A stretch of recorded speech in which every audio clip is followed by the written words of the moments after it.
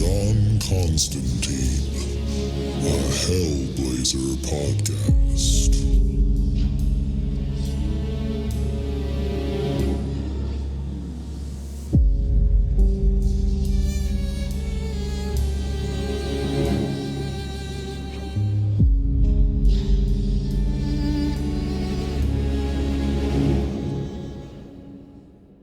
Hey there, everybody, and welcome back to John Constantine, a Hellblazer podcast. Today, we're reading episode number 105. But before we get into that, just a little catch up on what's been going on. In the last story arc, John was having issues because he was all good now after he separated himself into two and sacrificed all the bad stuff in him to the first of the fallen. And this new all good John was really finding it hard to find a purpose in life. He had lost pretty much all his motivation. Nothing seemed fun anymore. He didn't have that drive. So he came up with a plan to get a little bit of that darkness back. And how he did that was he betrayed his old demon friend Chantanelli, who has been in hiding from the First of the Fallen since the Garth Ennis run ended. And John was the only person who knew where she was at. So he came to her and basically seduced her in order to get her to sleep with him so that he could magically steal some darkness from her. And that's where we left off in the last issue, with Chantanelli being very, very angry but not able to do anything and having to stay where she was hidden in hell. And John feeling just like his old self, having enough of this darkness in him to give him that drive back. So first things first, with issue 105, we got the cover. We see what looks like an angel bound with very thin wire, and it is cutting into its skin, and its face is very, very angry. Its eyes are seething red as it's gritting its teeth at us. And laying over top of him and the rest of this page, you have to turn your head to the left in order to read it. And as you do that, you might recognize the words from the poem Kubla Khan, which is by Samuel Coleridge, and they are written in a very fancy gold script. And we also see on this page that this is written by Paul Jenkins with art by Sean Phillips. And we start off on the first page with Rich and John driving on the freeway inside of Rich's VW bus, and John's narration is saying, "Another day, another mad, bloody scheme. It's an ungodly hour for a pair of ungodly bastards to be out. Me and Rich are off down to Exmoor, on the eternal quest for the dishonest quid. He's persuaded some squire's wife that we're arboreal consultants working for the National Trust. The details are sketchy as usual." Then we get a couple panels of a flashback of Rich with a chainsaw climbing a tree, and then Rich falling out of that tree with a chainsaw as well. And John's narration continues. "Apparently, Rich did attempt a bit of tree work for the local council a few years back, but by all accounts, he was bloody terrible at it. Being deaf as a post can't do much for your equilibrium, I'd imagine, especially not if you're stoned off your gourd at the same time. I've heard it said the only way he could prune a tree was by lopping off a few branches as he fell out of it."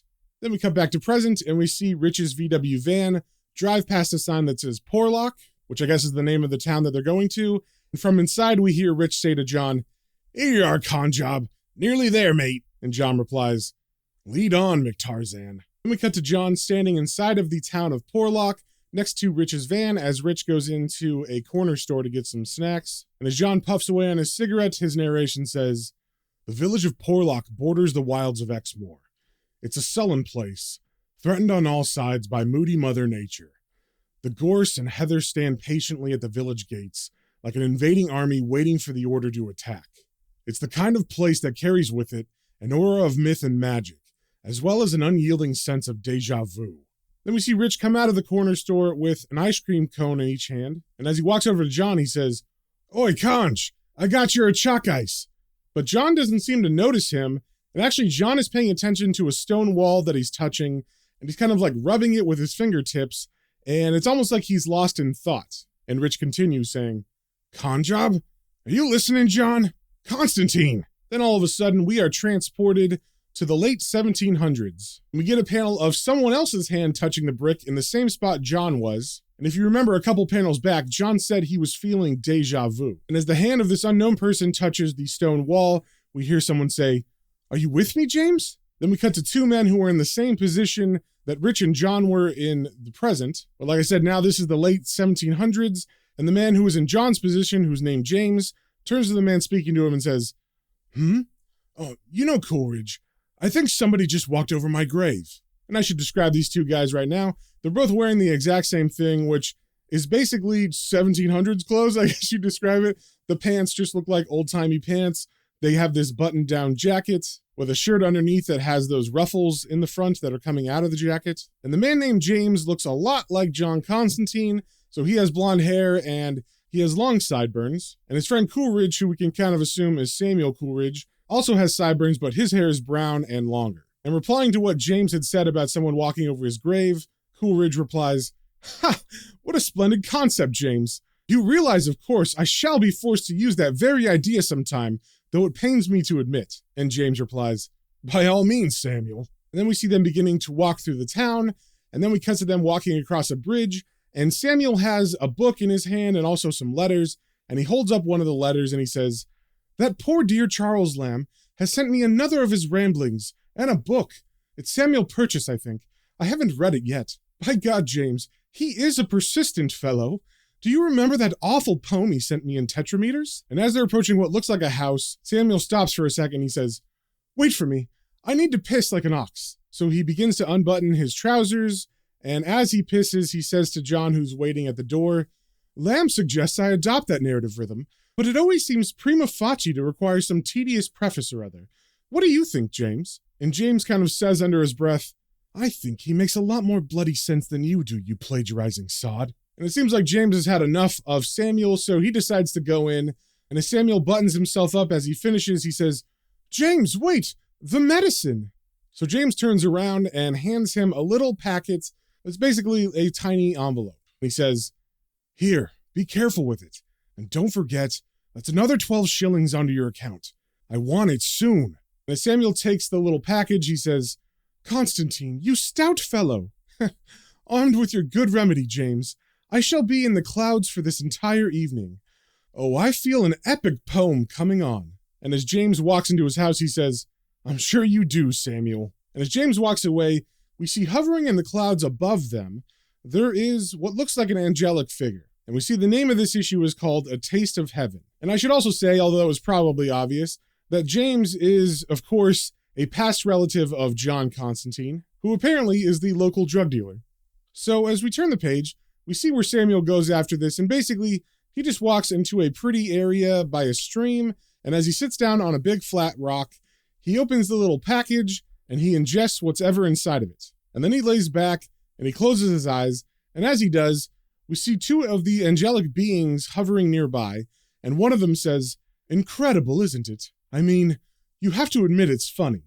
He didn't even wait to get home. That's 10 grams of opium sloshing around in his gut. He must be out of his tiny mind." And the one he was talking to says, "Let's just hope that he is Justinian. I'll be back shortly. Don't let him out of your sight." And Justinian replies, "Well, that shouldn't be hard. Where are you off to then?" And his angel friend replies, "I need to make a call." And then we see him cross his arms on his chest and look up to the heavens and kind of concentrate. Then we cut to, I guess, heaven, but it looks more like Mount Olympus because we see a columned building on the top of a hill, and that's just barely peeking out of the clouds. And from inside of that building, we hear someone say, "What news, little brother?" Then we cut to the inside of that building, and we see the projection of the angel that was making the call, and that angel answers the question saying, "Oh, really, Gabriel? I'm surprised you hadn't heard already." And I should say that the angelic bodies we've seen with Justinian and his friend kind of just look like male Barbies. They don't have their wings on them. And instead of wings, around them they have this kind of aura, and this aura actually looks like it goes all the way up to heaven. So every picture of them is a sexless male figure, and then this aura coming out of the top of their head, extending into the heavens. So those are always cut off by the panels. But unlike them, Gabriel actually looks like a classic angel. He's got armor like in all of his paintings, and he also has big angel wings, and he doesn't have that aura about him. And he actually gets in the face of the angel that's making the call, and he says, "Don't be funny, Faziel. I can't be everywhere at once." And Faziel picks up on Gabriel's annoyance, and he says, Yes, well, we can't all be, I suppose. In any event, your plan is moving along very nicely indeed, Gabriel. Coolidge is on his way back to the cottage. He's read the fake letter and the copy of purchase we sent him, and he's swallowed enough opium to shred the kneecaps off an elephant." And Gabriel turns from Faziel and says, Good. Here's the piece I want to use." And he holds up a piece of paper and he says, "It's designed to mirror the purchase book. Oh, And I've stolen a couple lines from Milton and Lamb just to put Coleridge on familiar ground. I think this is a wonderfully opportune moment to give our addled poet a taste of heaven. And intercut between Gabriel and Faziel talking, we are seeing little flashes of Coleridge walking back to his cottage, and you can see he's sweating from the opium, so he's high as a kite for sure. And after he goes into his cottage, we see the top stairs window light up, and he comes into view sitting at his writing table. Then we turn the page, and we cut back to present, and of course John is standing, smoking, next to a tree, and out of that tree we can see Rich falling down to the ground. And in the background we see a woman walking out of the front door of this house that they're at, and it looks like she's bringing them out some beers, and as she sees Rich fall to the ground, she says to John, "Oh dear, is your man all right, Mr. Constantine?" And as Rich sits up from the ground with a bunch of twigs in his hair, John points to him and says, "Yeah, no harm done, love. He's landed on his head." And Rich yells back to him, "Bollocks, you wanker!" But John ignores Rich, and he grabs one of the bottles from the woman's tray, and he says, "Nice place this is, Miss Payne. Been in the family long, has it?" And Miss Payne replies, "Oh, call me Sophie. Yes, for ages.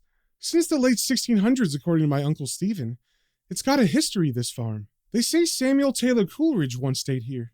And I'll describe Sophie here just because you can tell that John and Rich are interested in her. She's a white woman, maybe in her 30s. She's got red hair, and she is a busty woman. She's not wearing anything really revealing, just a regular kind of brownish shirt, but it's tight enough that you can definitely tell Rich is distracted by it. And as we turn the page, we cut to inside the house, and I guess she's giving John and Rich the tour. And they're going up to the second floor room that we saw Coleridge go into when he was high on opium. And Sophie is saying to John and Rich, "We've applied to the trust to help us keep the cottage preserved. Trouble is, there are about 50 local farmers claiming he stayed on their property. Up here, this is where Kubla Khan is supposed to have slept on the night he wrote Kubla Khan. You know, in Xanadu did Kubla Khan a stately pleasure dome decree." And as all three of them walk into the room, we see Coleridge's writing desk, and as Sophie walks to the window and looks out of it, she continues saying to John and Rich, "It's all been left intact. Hasn't changed since 1798. He would have sat at this very desk, perhaps. Looking out at the moors, Mr. Constantine, it's easy to see how Coleridge might have been divinely inspired, and that's what he claimed about Kubla Khan, you know. He said the entire poem came to him one night in a dream." And in juxtaposition to the very romantic story she just told to John and Rich, we cut to a very ugly panel of Samuel Coleridge as he's high on opium, drooling and sweating, and his eyes are closed and he's passed out, and it seems like he's having a vision. And as we turn the page, we see what that vision is. He is soaring above the clouds with an angel, and the angel is holding his hand as they hover above a giant ivory dome. And there's golden accents along the border of this dome, and it is overlooking a very picturesque view of a waterfall and river in this very lush valley. And as Coleridge looks down and sees it, he says, Oh, I am ashamed, but I fear I might weep like a child. What manner of place is this, gentle sir?" And as Faziel looks into Samuel's eyes, he says, "Don't be afraid, Samuel, for you are protected by God's love here." And then Faziel motions to the valley below and says, "Look, beloved child, do you see? These were sights not meant for the eyes of mortal man. But you, dearest Samuel, by the grace of our Lord, you have been chosen to see heaven." Then we turn the page, and we see the angels Faziel and Justinian are actually inside of Coleridge's room, and they have him hooked up to a bunch of wires that go to some sort of mechanical contraption, and Coleridge is staring at a mirror on his writing desk that has a swirl image in it, so I'm assuming that they're hypnotizing Coleridge to think that he's flying around in heaven right now, but actually he's just back on Earth, high on opium, and very susceptible to whatever the angels are telling him. And Faziel is whispering into Coleridge's ear, "Look very closely now, Samuel. Remember exactly what you see." And from his trance, Samuel replies, I see a dome, a glittering river, and, oh, what is this place before my eyes? What part of heaven?" And Faziel says, "It doesn't matter. Just listen to the sound of my voice, Samuel." But he's cut off by another angel in the room who we haven't met yet, says, Faziel, we were wondering, did we, get his permission and all that?" And a very annoyed Faziel turns and says, "Oh, do stop whining, Malachus. It's all standard procedure. And keep your bloody voice down.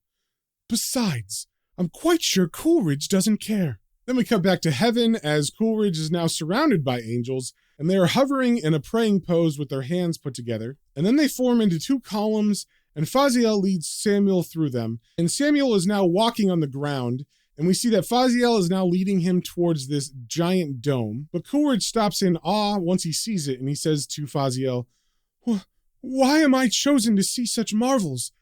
What am I to do?" And Faziel says, "Our Father has a plan for you, my beloved. You must tell your public, dear Samuel. You must describe heaven for all mankind.